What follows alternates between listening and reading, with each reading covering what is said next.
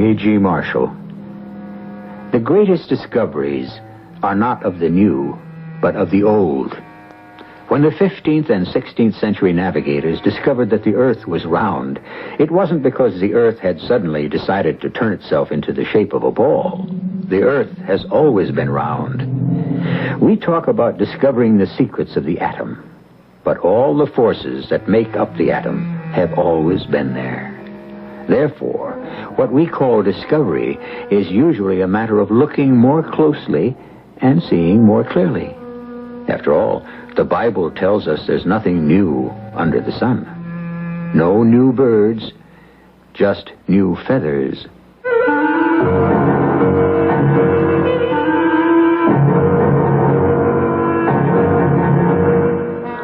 Our mystery drama, Cherchez la Femme, was especially adapted from the O. Henry classic for the Mystery Theater by Sam Dan and stars Robert Dryden and Bryna Rayburn.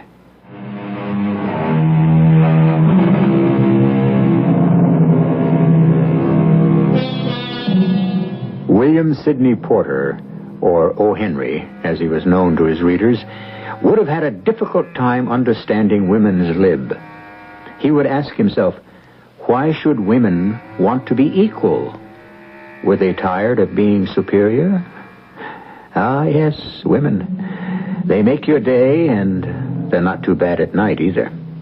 Woman, the eternal mystery. And at this time, one of the most eternal of all women, Madame Ottilie Thibault. We shall meet her in a little cafe in the French Quarter of New Orleans, where she is deep in a discussion with a favorite customer, O. Henry himself. Billy? Yes, Madame Ottilie? You know a man, Gaspard Morin?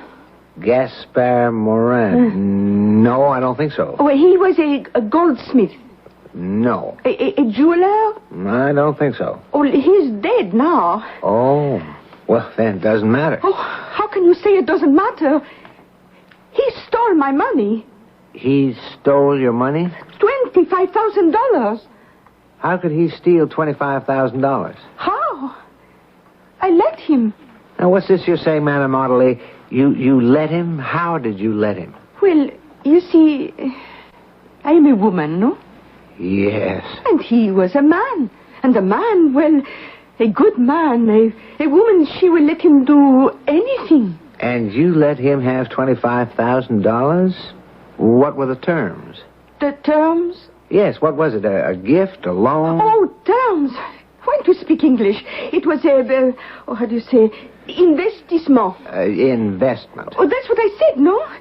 Anyhow, one night, he came in here and he says to me, I remember it like it just happened. Madame Ottilie, I see the place does very well. Oh, and what if it does, Monsieur Gaspard Morin? Well, you must make a nice dollar. Every dollar is a nice dollar. May I ask, madam, what you do with your money? Well, you think maybe you can get your hands on some of it? Oh, no. Madame, I was thinking of your welfare. And why should you think of my welfare? Oh, because I like you. Ah. Oh. Tiens. So, and therefore you wish to propose marriage? Would I were free, madame. There is someone else? No, madame, there's no one else. As I've said, I think only of your welfare. Where do you keep your money? Where does any sensible person keep their money? Under my mattress. Well, isn't $25,000 too important to trust to your mattress? How can you say that? I trust myself to my mattress, no? Is my money more important than me? Yeah, but under the mattress, the money does nothing for you. Oh, yes, it makes me happy to know it is there. I lie in my bed at night, and my money is with me. But... I think to myself, I have buried 4 husbands, and I am alone in the world, except for my money. Sometimes I get out of bed, and I take out my money. I have 25 nice $1,000 bills, and I count them, and I put them back nicely. Yes, but haven't you thought of a bank? I mean, the bank would pay you interest. But the money, it would be shut up in the vault. The cold vault. Nobody would love it the way I do. Nobody would keep it warm. Now, madame, I like you. I do. I really do indeed. And it hurts me to see that your hard-earned money is doing nothing. Well, what is money supposed to do? Work. Work as you do, work as I do. Madame Audley, do you trust me? Mm-hmm. Do you? Oh, yes, Monsieur Gaspard. I trust you. Then let me invest that $25,000 for you. I promise you, you won't be sorry. And do you mean to tell me, Madame Audley, that you gave him the money? Of course I gave him the money. Yeah, but why? Why? Because he looked deep into my eyes. When a certain kind of man does that, then I am like a small little baby. I am helpless. So, well, I gave him the $25,000. A month later, he died. And your money? My money, it died too, maybe. After you gave him the money, did you ever see him again? Oh, sure. He come in here every night for a little drink. Well, did he tell you what he did with the money? Well, he said, Madame Ottilie, the money is safe and sound and secure as the Rock of Gibraltar. What is the Rock of Gibraltar? Well, it's the huge rock that guards the straits between Africa and Europe, I think. Oh, and he bought this rock for me? I don't think so. Oh, and the money, my $25,000, it's gone, eh? Was there any sign of it in his estate? Estate? What estate? He lived in a room on top of his jewelry store. Estate? No, I mean, was there a record of it? No, nothing. Well, Billy, you think you can find the money for me? I'd like to. Oh, good. Then the money's as good as found. Now, wait a minute. How can I find the money? Oh, you always find things in your stories. Well, People lose things, you find them. People steal things, you find it. yeah, but those are only stories. I know, true stories. So, you'll find it for me, eh? But how can I? Oh, a man like you, smart like you. I'm afraid the money's gone. Look, you find the money for me, and I'll cook you up a whole kettle of my special bouillabaisse. But I wouldn't even know where to look. I would... a whole kettle full of your special... Oh, yes, every night for a whole week. Well, I think the key here is Cherchez la femme. Look for the woman. What woman? There's a woman in here. A woman? No, never. He was a man who had a way with women. He was a bachelor till the day he died. Now, he got you to give him $25,000. What a man gets from one woman, he gives to another. Oh, that's not true. Well, I know your pride is hurt. You say, cherchez la femme, but not for Monsieur Gaspard Morin. I still say look for the woman.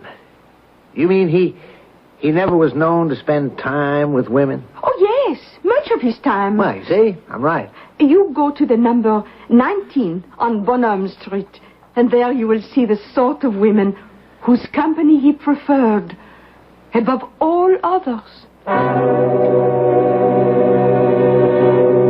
Poor Madame Audley. So good-hearted, so trusting, so vulnerable. How could I even hope to put her into a story? Who would believe her? And so, I made my way deeper into the French Quarter. And finally I came upon Bonhomme Street. The houses were old and close together. And here was 15 and 17 and 19. I pulled at the old-fashioned bell. After a wait, the door was opened by a woman. A tall, tragic-looking woman.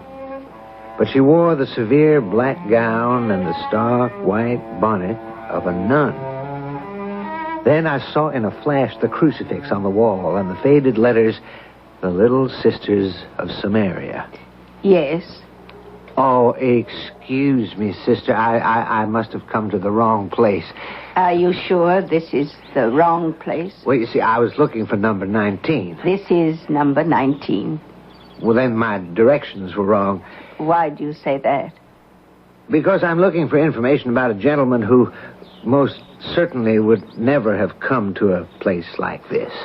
We must never be certain about things here below. I agree, sister, in principle. But I think we may both be certain that a gentleman named Gaspard Morin would never come here. Gaspard Morin.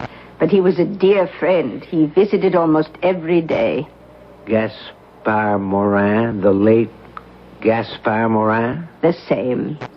The Gaspard Morin who was a jeweler? I know of no other. Oh. Well, may I ask you a few questions about him? Certainly. My name is Sister Felicity. Won't you come in? He is at rest with the saints. A man most devout. He would come here each day to pray and talk with us about God's goodness and mercy. I understand. I hope so. How few people understand him. Sister, a certain sum of money was entrusted to Monsieur Morin shortly before he died. That money is unaccounted for. Have you heard? Yes, I have heard. Madame Ottilie Thibault deserves justice, but so does Monsieur Morin. Now, if we could clear his name, prove him innocent of wrongdoing. Monsieur Gaspard, he could do no wrong. I would have to know his tastes, his habits, what friends he had, and so forth. I understand. Now, in these cases, one always does well to look for the woman. Was there a lady, perhaps? Yes, there was. A woman? There was one woman to whom he bowed, to whom he gave his heart completely. Yes? Who? Behold her.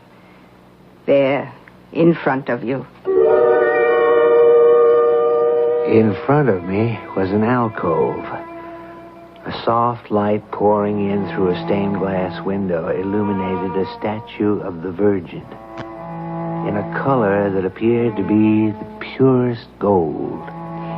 He made the statue with his own hands and presented it to the order the day before he died. He made this little statue? Oh, yes. It was as if he had a premonition of the end, and this was one work that had to be finished first. I see. His death, well, it's just as well he'll never know. He'll never know what? He loved this order, this little order of ours, so much it would have broken his heart to know that we're being disbanded. Oh, I'm sorry to hear that. You see, we are an independent order. We relied completely on the generosity of private individuals, and Monsieur Morin would give us as much as $100 some weeks. This kept us alive. But now, well, this house and all of our property is being sold at auction tomorrow. Oh, that's too bad. It is God's will. Perhaps we are needed elsewhere. Well, everything is being sold, even that gold statue of the Virgin? Yes. Of course, it isn't really gold. It's lead or some other metal covered with gold paint. Oh, of course. Oh, monsieur, perhaps you will come to the auction, and if you bid generously, there may be some money left for us, and we may be able to start anew somewhere else. Oh, yes, I shall be there. And have no fear, Sister Felicity. I shall bid generously. And we know on what he will bid. Did Monsieur Gaspard Morin convert Madame Ottilie Thibault's 25,000 into gold, and then construct the statue of the Virgin which he donated to the Little Sisters of Samaria? If he did, while it amounts to stealing, it really wasn't stealing exactly. Or was it? Well, more on money and theology when we resume in just a few minutes with Act Two.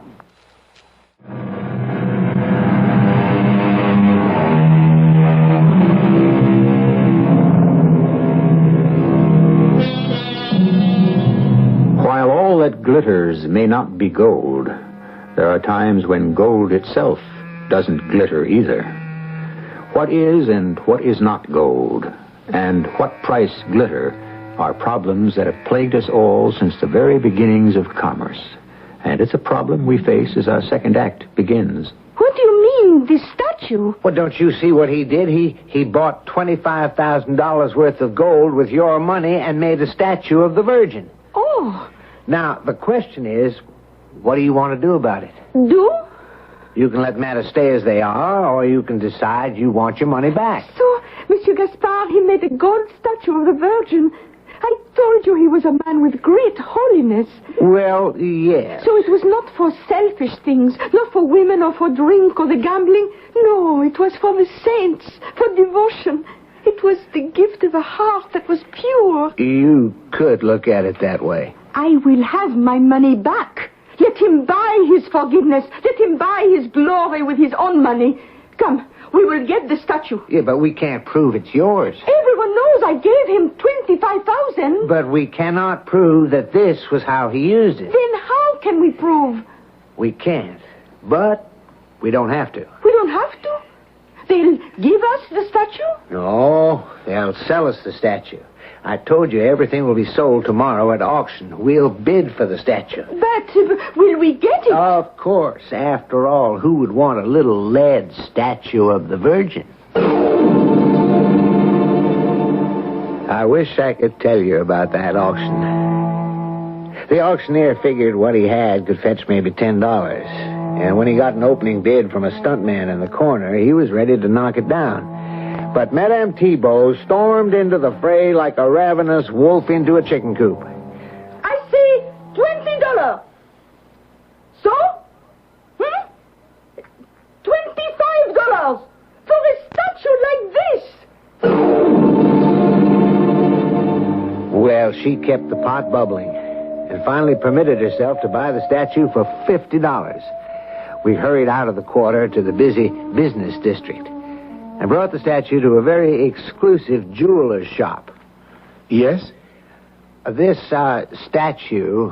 Yes? We should like to sell it. We do not purchase religious statues. Even when they're made of gold? Gold? Pure, solid gold. You weigh it.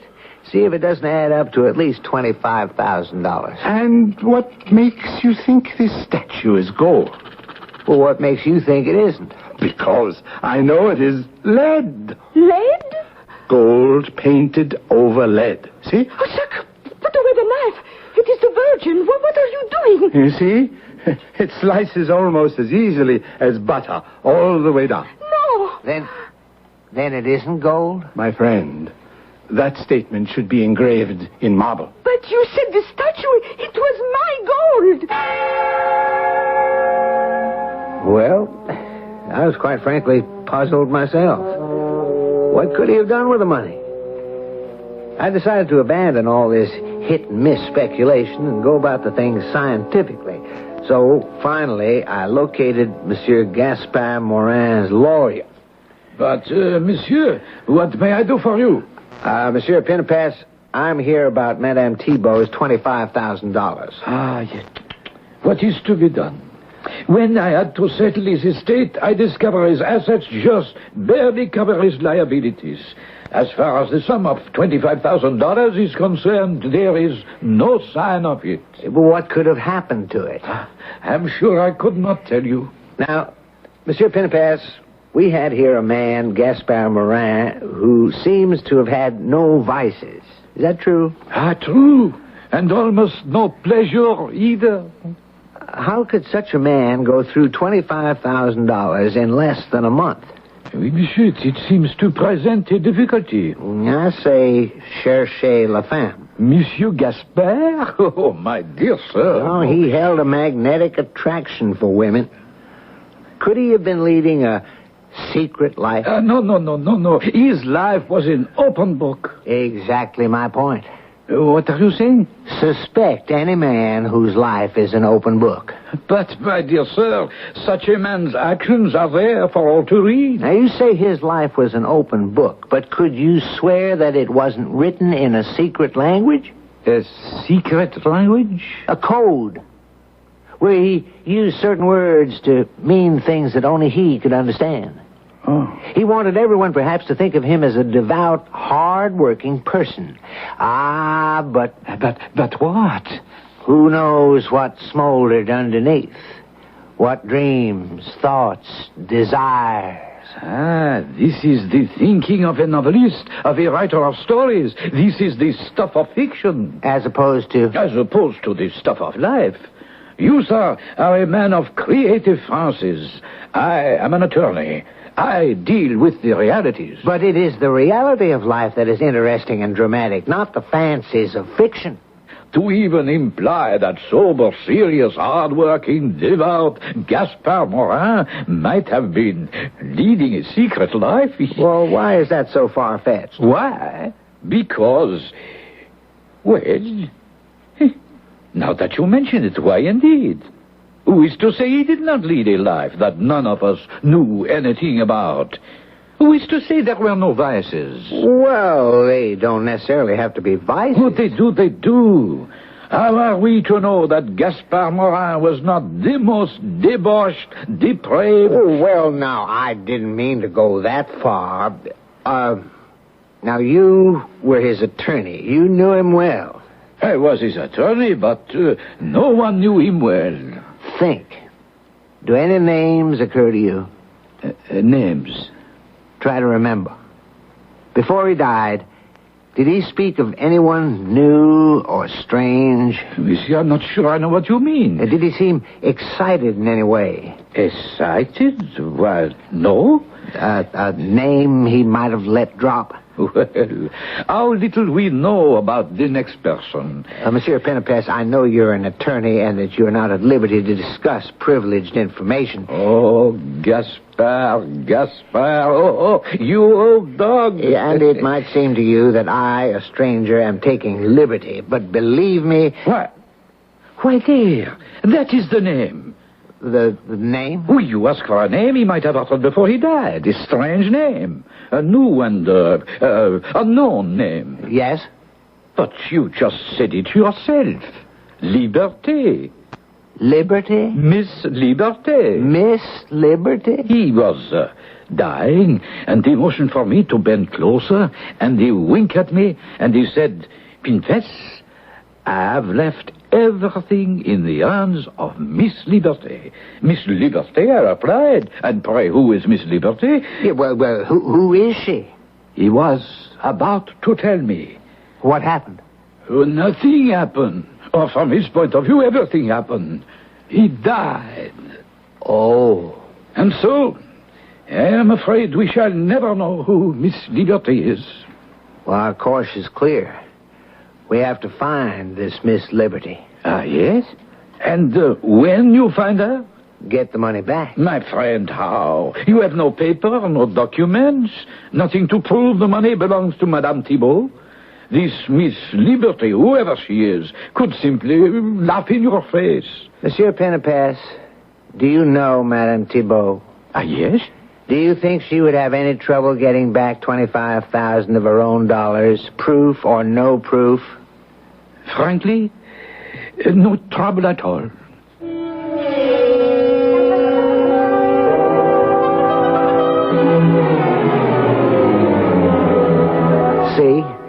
See, I told you to look for the woman. Miss Liberty, but who is Miss Liberty? Well, first we have to find her. I don't know anyone named Liberty. Miss, Mrs. or Mr. even. That's the name Mr. Penepes mentioned. Mr. Penepes. Do you trust Mr. Penepes? Is there any reason why I shouldn't? Certainly. He's a lawyer. I mean, any good reason? I have just given you the best. I inquired about Mr. Penepes. And? And he's very well thought of. By whom? By other lawyers. Oh, these birds flock together. He's an honest man. Another way of saying he has never been caught doing anything crooked. Now, Madame Ottilie, why would he lie? Who is to say that he, your Monsieur Penepes, didn't steal the money? It is still my theory there's a woman mixed up in it. But why? Well, because it's a rule. Huh? What kind of rule? It's one of the two standard rules in a mystery, and this is a mystery, isn't it? Of course. What two rules are you talking about? Well, the first rule is the butler did it. Eh? The butler? And the second is Cherchez la femme. I don't understand. Now, these are the rules that have been passed down to us by all the great writers of mysteries. Now, are you going to stand there and say it isn't so? But there is no butler. Do I have a butler? Did Monsieur Morin have a butler? No. Do you have a butler? Does Monsieur Pinipes have a butler? No. Then there is no butler and no rule. Ah, true. Which is why we are left with rule number 2. Cherchez la femme. And we have a clue. Miss Liberty. But I ask you again and again, who is this Miss Liberty? I'm sure that when we find her, we will have found your $25,000. Oh, Miss Liberty, eh? Now, Madame Audley, you know everybody in the quarter. Oh, yes, but... Now, surely somewhere, sometime, you came across the name Miss Liberty. Miss Liberty? Never. No. Don't close your mind. Think. Just think. And say Miss Liberty. Where have I heard that name? Now, go ahead, say it. Miss Liberty. Where have I heard that name? Say it again. Miss Liberty. Where have I heard that name? Why, what name is this we are trying to find? Miss Liberty? Does it mean anything at all to you? Miss Liberty, sure. Now I remember. Now I know. Miss Liberty, of course.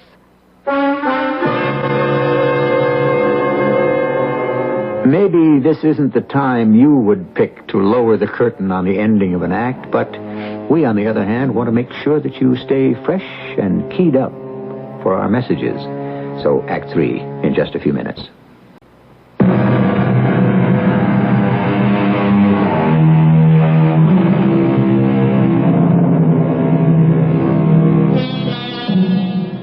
Cherchez la femme. Look for the woman. This seems to have been the path we've been traveling ever since we began our story. It's women, after all, who make the world go round. And it's a certainty, we can tell you right now, who is making our story go round and round. And where we shall stop, only she knows at this time. Madame Audley, you know who Miss Liberty is? Of course. I have heard the name. Where? Here, in this place. Men talk of her. Oh, now we're getting somewhere. Who is she? Who is Madame Liberty? She is a horse. A horse? You see, the men come in here to drink, to get away from their wives, to gamble, and to talk about horses. She's a horse?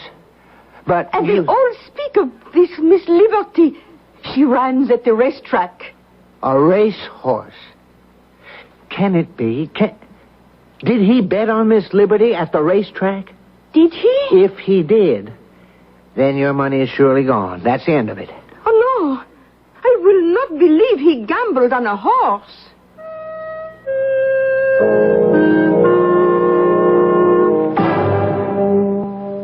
It was now a time of delicate negotiations. When one loses money betting on a horse, one must lose it to somebody. A definite, actual somebody. And these gentlemen are all members of a close fraternity, tight-lipped, given more to listening than speaking. Miss Liberty? You want to bet on Miss Liberty? No, I don't want to bet on Miss Liberty. Good, you ain't going to die poor. Well, I'm asking because of a gentleman named Gaspard Morin. Yeah? Now, it's important for me to know if he lost a considerable sum of money betting on Miss Liberty. Ooh, anybody who bet on that ice-cold mama would have lost a lot of money. $25,000. Ooh, now that's a nice round sum. He didn't lose it with me. Well, could you ascertain if he lost it with any of your associates? Why? Well, I'm a curious person. Is that a fact? I understand you write stories. Yes. Would you put me in a story? You're in this one already. Gumbo Charlie. Make sure you got the name. And my customers can always find me sitting in One-Eye Philibek's fish parlor. Now that I've published his advertisement, I have to tell you that a day later, Mr. Gumbo Charlie came by to see me. Scratch Miss Liberty. Oh? This Gaspard Morin, why, he never bet so much as a wooden nickel on a horse in his life. You sure? Well, thank you, Gumbo. You might also tell my customers I can be found Sundays at One Arm Arthur's Chowder House. One-eyed Philibeg, one-arm Arthur. What kind of people are these? Careless.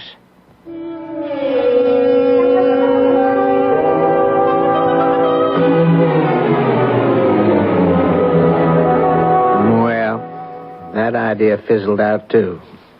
But I kept remembering Monsieur Pinnipes's statement.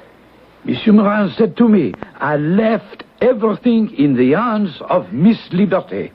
Those were his exact words? Ah, but yes, I am a lawyer. The exact words are of crucial importance. So it couldn't have been a racehorse. A racehorse named Miss Liberty, because a horse has no hand. That is correct. And he winked, you said? Oh, yes. Which meant he must have been happy. As happy as a man can be on his deathbed. So he thought he had found an ideal solution, Miss Liberty. Who could Miss Liberty be? That was the first time you ever heard him mention that name? The very first. Miss Liberty. The hands of Miss Liberty. Is it possible? Can it be possible? Can what be possible? No. It's too... It's beyond the realm of... Of what? Who is Miss Liberty? Well, we have already established she is a racehorse. Miss Liberty. Now, please, Monsieur Pinnipes, think. Of what? Think of New York. Why should I think of New York? Of New York Harbor. Miss Liberty. The great statue. A statue? The Statue of Liberty. It is called Miss Liberty. Oh, is that a fact? It's been standing there since 1886. And why was I not informed? And it was presented to the people of America by the people of France. Ah, for what reason? Frenchmen do not normally give things away. As a gesture of friendship. To commemorate the 100th anniversary of our independence in 1876. And it took 10 years before it could. 10 years, huh? Well, it's a large statue, the largest in the world. It's 151 feet high. It weighs 225 tons. The entire affair sounds somewhat suspicious to me. But, Monsieur Pinnipes, you yourself said Morin told you he had left everything in the hands of Miss Liberty. Now, that's true, isn't it? Oh, yes. Well, Miss Liberty stands high above New York Harbor, and I suppose we shall just have to look at her hands.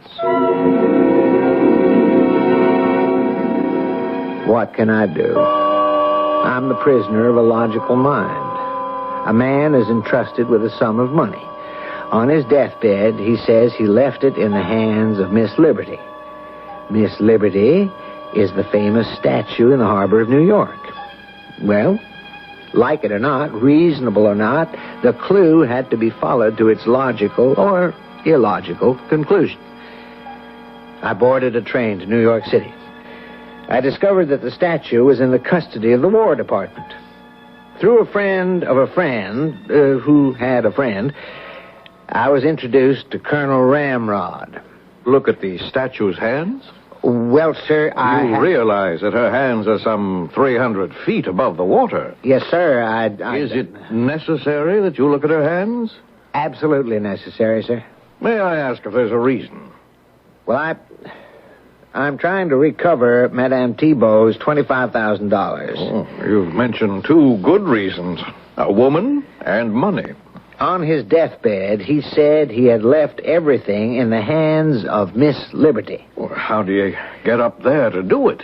I wouldn't be able to answer that, Colonel. You look a bit old to climb up and out onto her hands. Well, I'm not quite as old as I look. Yes, I'm allowing for that. And you appear somewhat portly. I have to follow this clue to its logical conclusion. The Army likes to cooperate with the citizenry. We can have you swung up and out there with block and tackle.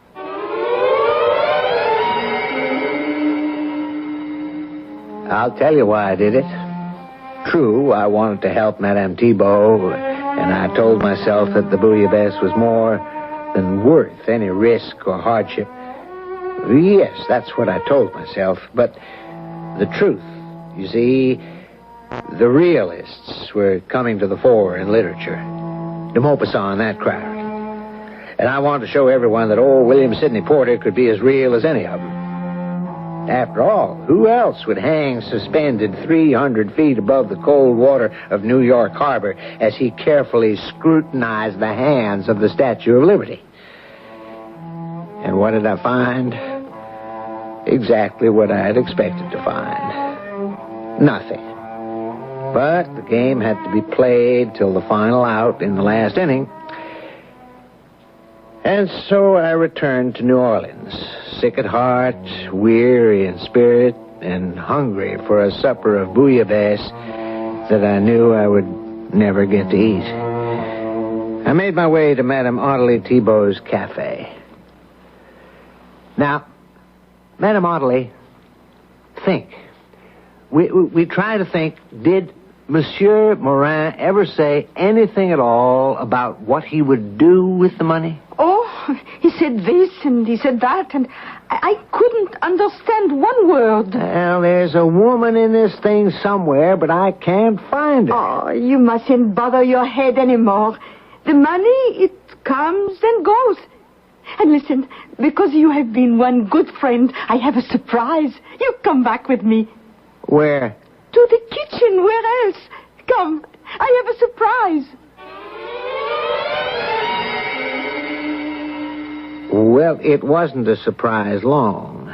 Halfway to the kitchen, the most heavenly odor filled the hallway. It was the bouillabaisse. Oh, that bouillabaisse.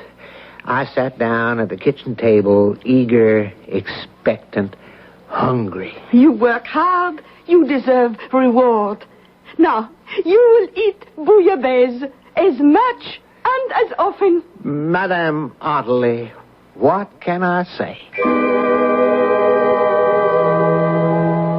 What could anyone say in the presence of such divine bouillabaisse? Nothing. All one could do was eat. Eat and eat until one was ready to burst. And then rest. To ready oneself for a second onslaught. Well, during this brief respite, I let my eyes wander about Madame's kitchen. In the dusky twilight, it was flecked with gleams of polished fine woods and burnished glass and metal, which she loved so much. The walls were covered with lithographs in garish colors, advertising posters, theater bills, birthday cards, everything calculated to stun the optic nerve into complete submission. Then, in the midst of it, some squares with a gold border and a picture. A picture. Was it possible? A picture of liberty. Liberty. The same liberty that was on the money in my pocket. Beautiful, standing Miss Liberty. I looked again, and I couldn't believe what I saw pasted up on that wall. Madame, since when are you in the habit of papering your walls with $5,000 United States bonds? Bonds? Look on the wall. $5,000 bonds with coupons attached. Well, here's your money. Oh, but that is not money. Those are just pretty pieces of paper. Madame. Monsieur Morin, he gave me these pretty pieces of paper after he said he would invest the money I gave him. Well, didn't he explain what these were? All I know is I gave him money, and he gave me these little pieces of paper with that woman's picture in it. Yeah, but this is also money. Well, how could it be money? Money has a man's picture on it, not a woman's. Madam, now listen to me. Do you know a good paper hanger? Of course. Well, get him to peel these off very carefully. Oh, but they hide a hole in the wall. With these bonds, you can buy a new wall, a new house. With these pieces of paper with the woman's picture in it? That's what he meant when he said it was in the hands of Miss Liberty. Oh. Madame, when in doubt, cherchez la femme.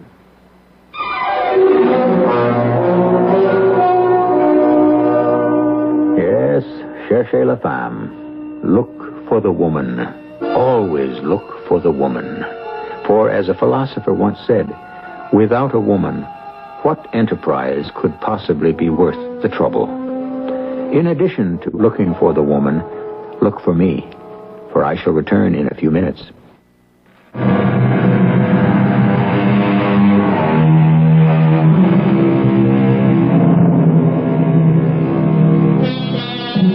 Madame Ottilie Thibault used the $25,000 in U.S. bonds to cover a bad spot on her walls.